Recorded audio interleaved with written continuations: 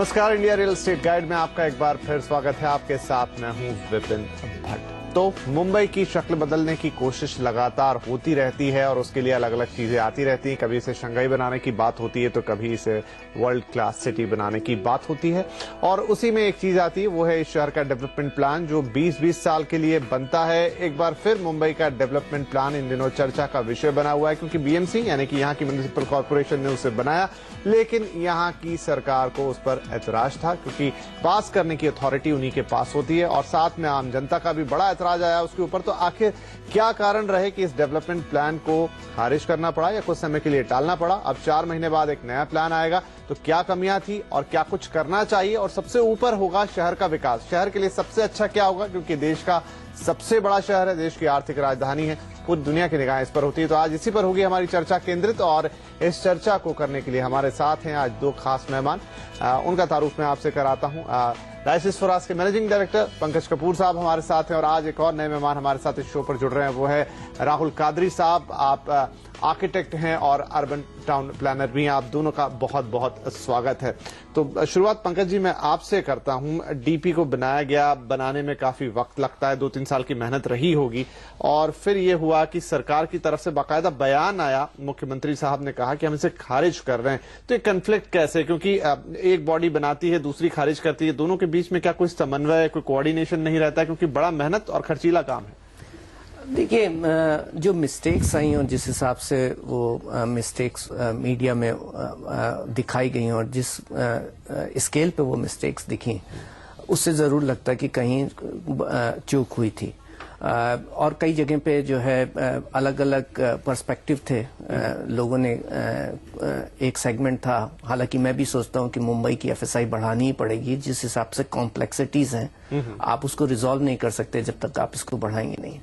लेकिन कई सारे ऐसे सेगमेंट थे जिन्होंने लगा कि जो ओपन स्पेस के रेशियोज थे वो काफी कंप्रोमाइज किए गए, बाकी एमिनिटीज कम थी, आरए और बाकी सारे जो रीजन थे उसके ऊपर जो पर्सपेक्टिव है वो डिफरेंट था। और सबसे ज्यादा जो गवर्नमेंट का दूसरा आउटलुक लगा कि आप अफोर्डेबल हाउसिंग को प्रमोट करना चाहते हैं, लेकिन आप अगर प्रीमियम की कॉस्ट इतनी ज्यादा रखेंगे तो कहाँ से वो अफोर्डेबल हाउसिंग होने वाली है? छोटे घर से अफोर्डेबल हाउसिंग नहीं होता, एक बजट से अफोर्डेबल हाउसिंग होता है। तो 20,000 रुपए पर स्क्वायर फीट में का जो घर होता है वो कहीं से भी किसी को भी अफोर्डेबल नहीं हो सकता। तो ये तमाम जो है आयाम थे जहां पे चीजें ठीक नहीं थी। और कहीं मुझे लगा, जो मेरा अपना असेसमेंट था, कि ऐसा लगा कहीं तालमेल नहीं थे।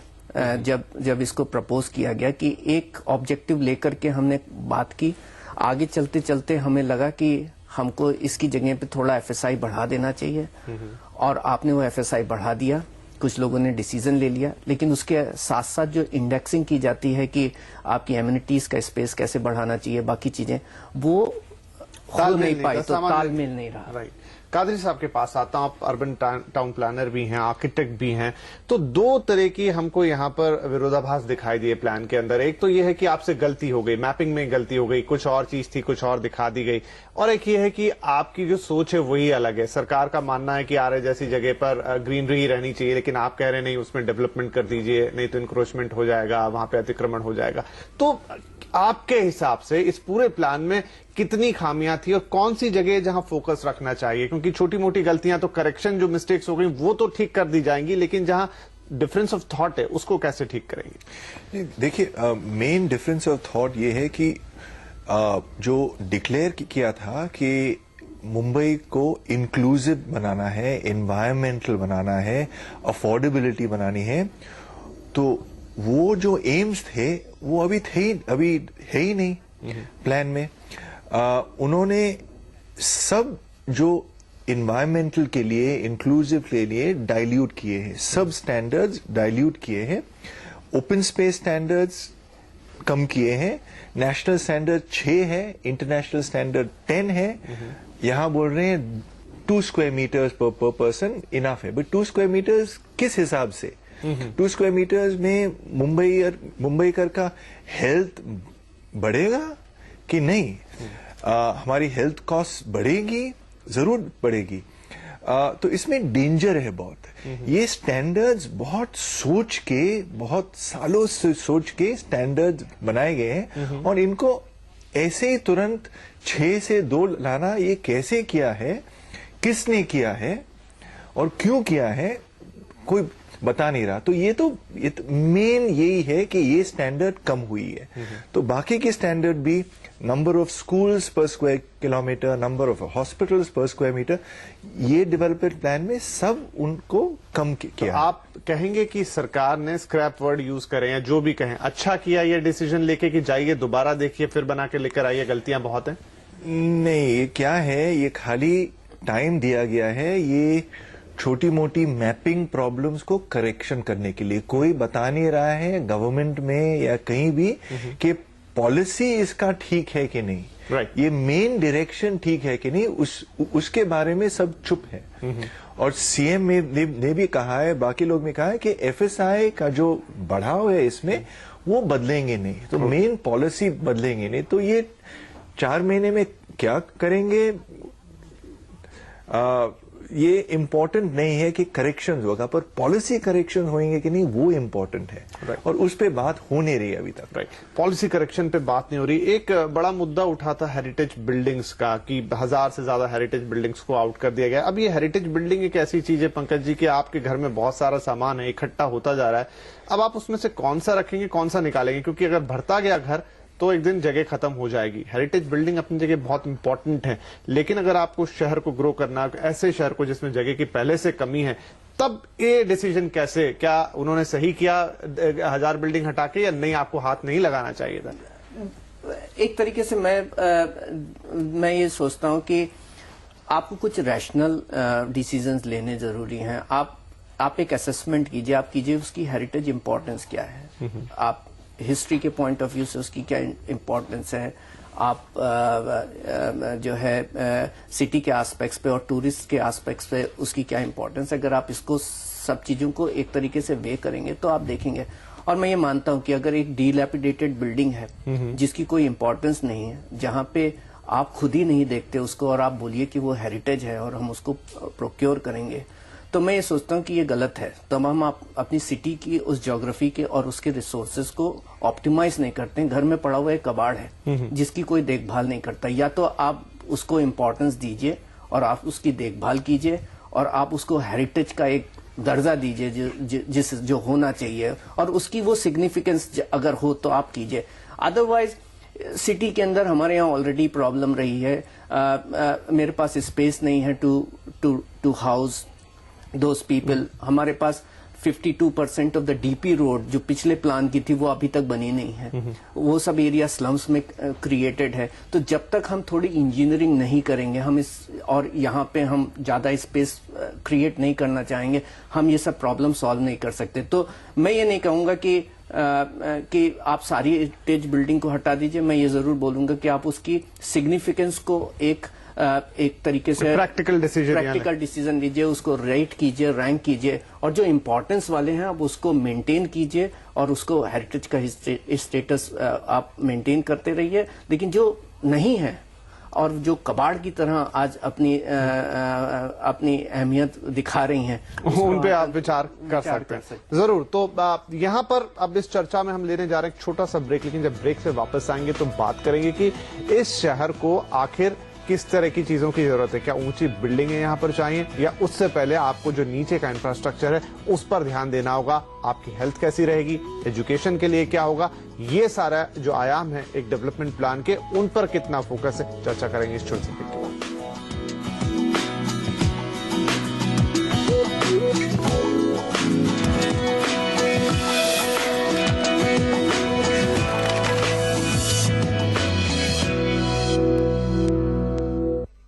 The world has moved beyond air conditioners to life conditioners. Presenting Panasonic Life Conditioners with 35% faster cooling, 99% purer air, and up to 65% savings. Ready to go beyond? Panasonic. घर से दूर एक और घर जो आपके साथ चलता है, कभी 4 पहियों पर, कभी 2 पहियों पर। ट्रैफिक सिग्नल हो या हाईवे, या फिर शहर से दूर एक नया सफर। आप जिन बाइक्स और कार्स के साथ जिंदगी का इतना सारा वक्त बिताते हैं, कितना जानते हैं आप उन्हें? आइए हमारे साथ करिए अपने बाइक्स और कार्स से बात। सर्वो प्रेजेंट्स आवाज overdrive. Awaaz Overdrive presented by Servo at Life. मुझे ऐसा लग रहा है कि अब अगर मोबाइल कंपनियों की तरफ ये सरकार जरा भी उनकी बात को मानते हुए नजर आई तो वही होने जा रहा है जो लैंड एक्विजिशन बिल में हो गया कि आप प्रो पुअर हैं या प्रो बिजनेस हैं।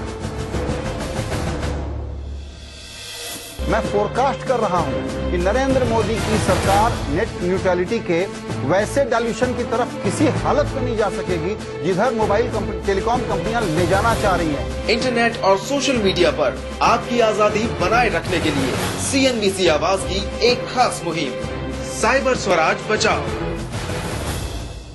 शेयर बाजार बंद होते ही कल को लेकर उठते हैं कुछ नए सवाल। हेलो, मेरा सवाल ये है 400 के भाव से आपके हर सवाल का जवाब। क्या हो अगले दिन के लिए आपकी स्ट्रैटेजी? जानिए हमारे साथ स्टॉक टॉक में CNBC आवाज पर हर रोज रात 8:30 बजे और 10:30 बजे। स्टॉक टॉक के प्रायोजक हैं PCJ, सर्वो, maxlifeinsurance.com और GoDaddy। इंडिया बड़ी तेजी से आगे बढ़ रहा है और तरक्की के इसी सफर को आगे बढ़ाते हुए आवाज लाया है देश का पहला इन्वेस्टर क्लब, जहां मिलेगी आपको एक्सपर्ट एडवाइस और अपने इन्वेस्टमेंट से जुड़े हर सवाल का जवाब। वहीं कुछ चुनिंदा इन्वेस्टर्स को मिलेगा मौका हर हफ्ते एक्सपर्ट से लाइव इंटरैक्ट करने का। पार्टिसिपेट करने के लिए SMS करें AIC स्पेस आपका नाम 51818 पर, या आप अपना सवाल रिकॉर्ड करके हमारे ट्विटर या फेसबुक पेज पर भी पोस्ट कर सकते हैं। आवाज इन्वेस्टर क्लब, इन वक्त पर सिर्फ CNBC आवाज पर।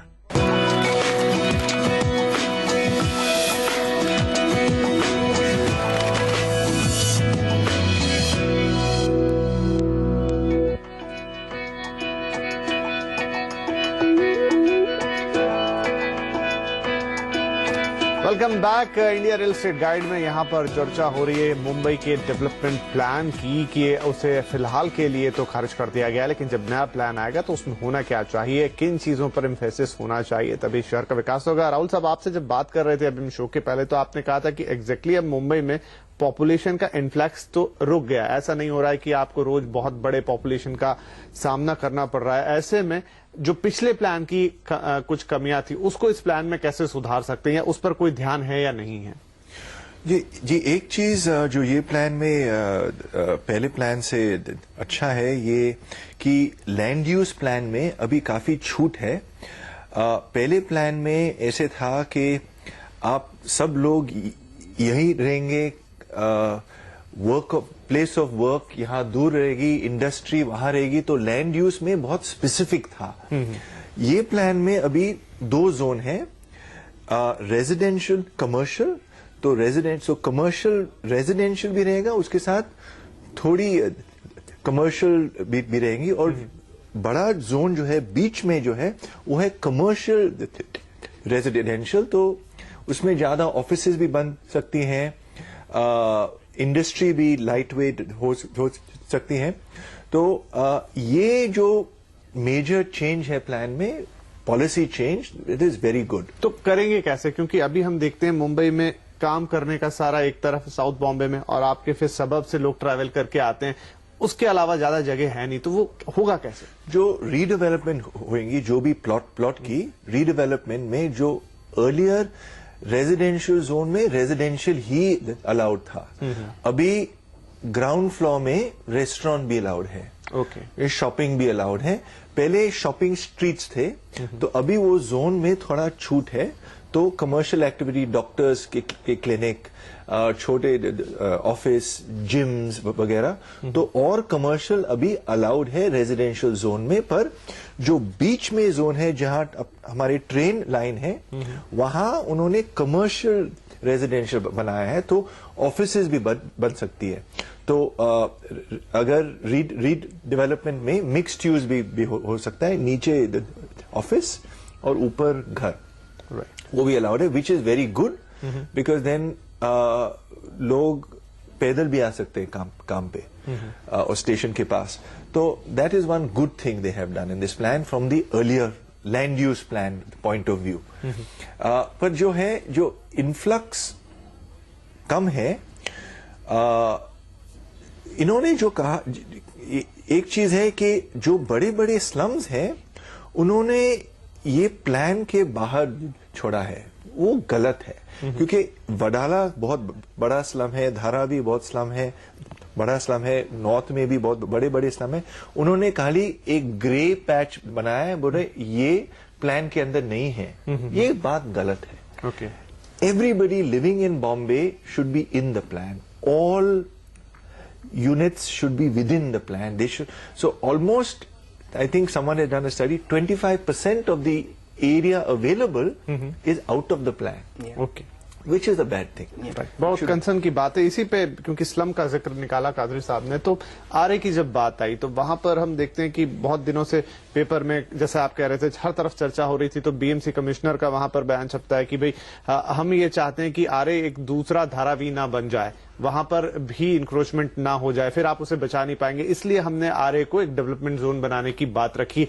ये तर्क कितना सही था, या क्या इससे वाकई फायदा होगा? क्योंकि दूसरी तरफ एक पूरा एक लॉबी तो नहीं कहूंगा, पूरा एक समाज है जो कह रहा है कि नहीं, this is the only lung for the city, इसे हाथ मत लगाइए. देखिए, इसको अगर मैं दूसरे ढंग से देखूं कि इस बयान को, कि तो मुझे लगता है कि हमारी कंट्रोलिंग अथॉरिटीज जो हैं, रेगुलेटरी अथॉरिटी हैं, उनको अपने अंदर ही कॉन्फिडेंस नहीं है कि हम इसको कंट्रोल कर सकते हैं, हम इस एरिया को मेंटेन कर सकते हैं और स्लम फ्री बना सकते हैं.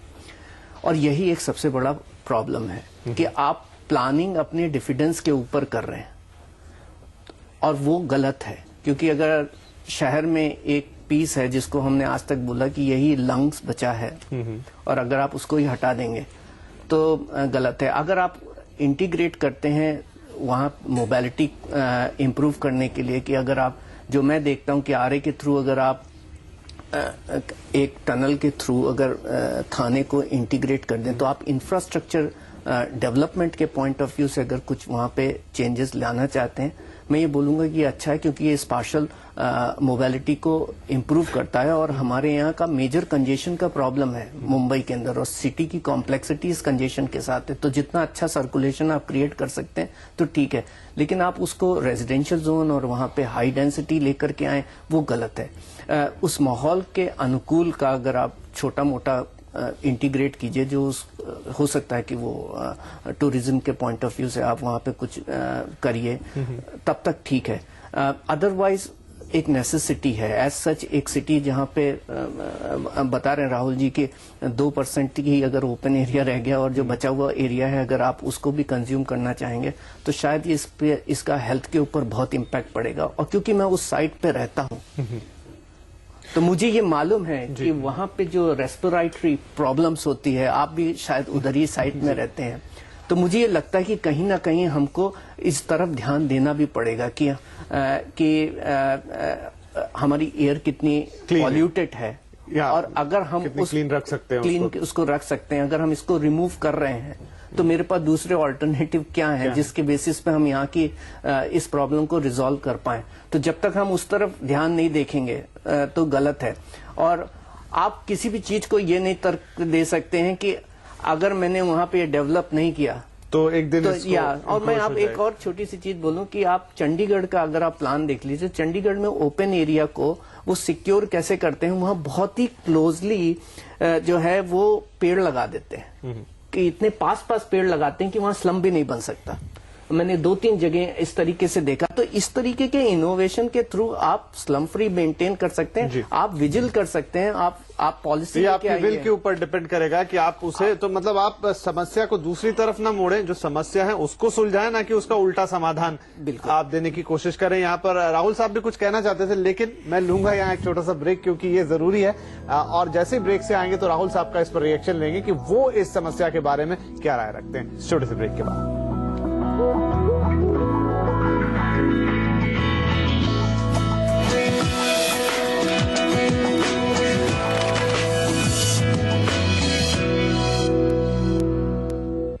हर रंग में ख्वाबों सी खूबसूरती समाए, देखे जो कोई तो बस देखता ही रह जाए, निगाहें बस तुझ पर थम सी जाएं। Jetmani ornaments Varanasi, royal jewellery from royal culture.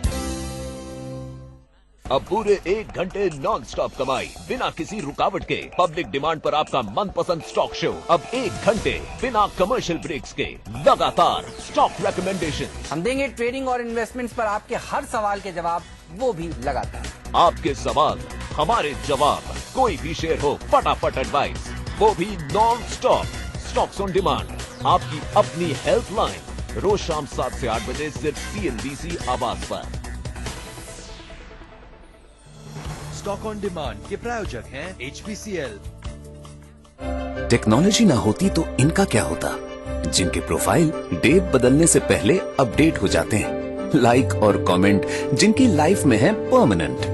ये हैं टेकी वर्ल्ड के वो सोशल वर्कर जो 24/7 काम करते हैं। और हम टेक गुरु पर बस ऐसे ही लोगों की लाइफ आसान करते हैं। लाखों ऑनलाइन फॉलोअर्स और दर्शकों के साथ देश की सबसे बड़ी टेक कम्युनिटी और सबसे बड़ा टेक शो टेक गुरु। देखिए चाय पर चर्चा दोपहर 3:30 बजे सोमवार से शुक्रवार सिर्फ CNBC आवाज पर। एक तरफ कहते हैं कि first impression is the last impression, और दूसरी तरफ कहते हैं कि अंत भला तो सब भला। हमारे साथ शुरुआत भी अच्छी और आखिर भी जबरदस्त। करिए अपने ट्रेडिंग डे का पहला और आखिरी सौदा सिर्फ CNBC आवाज के साथ।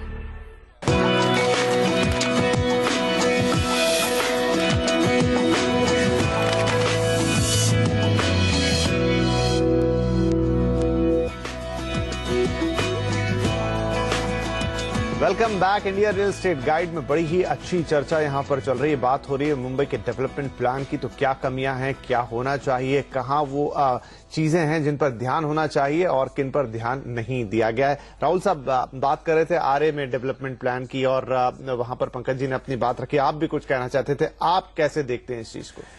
जी क्या है, ये कितनी गंभीर बात है, ये लोग समझ नहीं रहे हैं। ये जो लोग कहते हैं ये सिटी की लंग्स है, तो लंग्स का फंक्शन क्या है? लंग्स जो कहते हैं हमारी ब्लड को प्योरीफाई होता है, ऑक्सीजन आता है। तो अगर लंग्स नहीं रहे तो क्या होगा?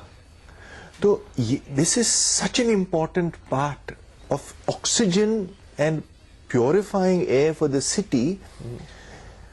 Government has to find a way to protect it. They cannot say, I can't protect it. This is the lifeline. Lifeline. It's too important to say, acha, we can't protect it. Develop karo. There's no excuse. It is too important. It is, so that is what is at stake is that lives are at stake. Health is at stake. People will fall sick. Our children will fall sick.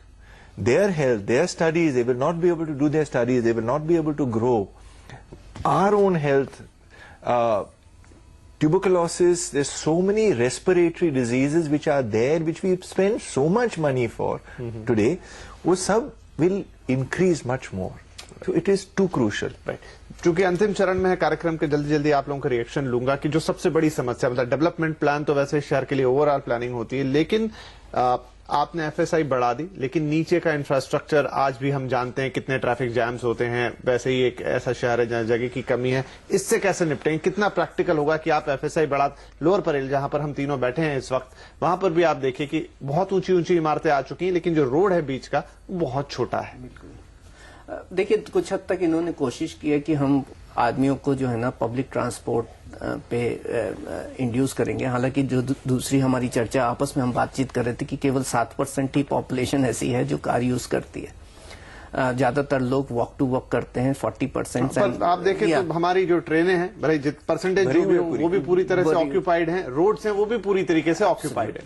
तो actually हमारा major problem यह है कि अगर आप देखिए तो हमारा इस पार्शल जो है वो प्रॉब्लम रही है क्योंकि हमने यहाँ पे जो सीबीडी क्रिएट किया वो टिप ऑफ द पेनिसुला किया और हमने नॉर्थ वर्ल्ड रेजिडेंशियल प्रमोट किया और लोगों के तो समय के साथ साथ लोग बाग जो है उनका ट्रैवल टाइम बढ़ता रहा और हम खाली मुंबई के पर्सपेक्टिव पे इस डीपी को नहीं देख सकते क्योंकि आज यहाँ पे काम करने वाला आदमी अगर 50 और 60% जो यहाँ पे काम करता है वो आदमी थाना, नवी मुंबई और बाकी एरिया से भी आता है। तो आप इसको 468 स्क्वायर किलोमीटर के पर्सपेक्टिव में ना देख सकते हैं, लेकिन ये बहुत जरूरी है कि हम ये ट्रैवल टाइम और इस ट्रिप टाइम को कम करें। कुछ हद तक इन्होंने प्लान किया था जिसपे बांद्रा कुर्ला को इन्होंने प्रमोट किया, लेकिन क्योंकि गवर्नमेंट का एक पर्सपेक्टिव रहता है कि हम ज्यादा से ज्यादा जो है ना पैसा अपनी जमीन से कमा लें और वो कर लें, तो वो ऑब्जेक्टिव फुलफिल उतना नहीं हुआ जितना होना चाहिए था। राइट, तो अब समय बिल्कुल ही कम रह गया है। आखिरी 30 से 40 सेकंड आपका final reaction Raut sahab. Most important thing is the trans harbour link, because trans harbour link will create double the size of Bombay on the other side. We will not have any shortage of land. We will have enough land. So capital is scarce. पैसा हमारे पास है नहीं. जो भी पैसा लगा रहे हैं ट्रांस हार्बर लिंक में लगाएं क्योंकि हमारा लैंड दुगना होगा. Most important thing which is not there in the plan, which should be there.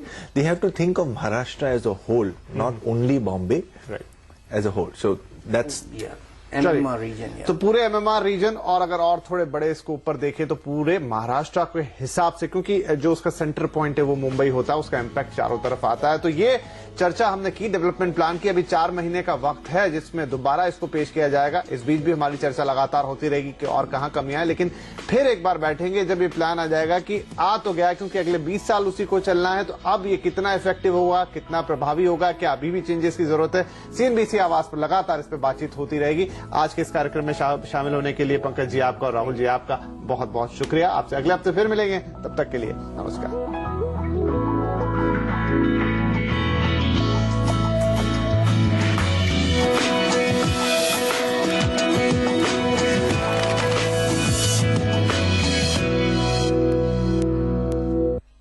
Presented by RR Kabel, Wire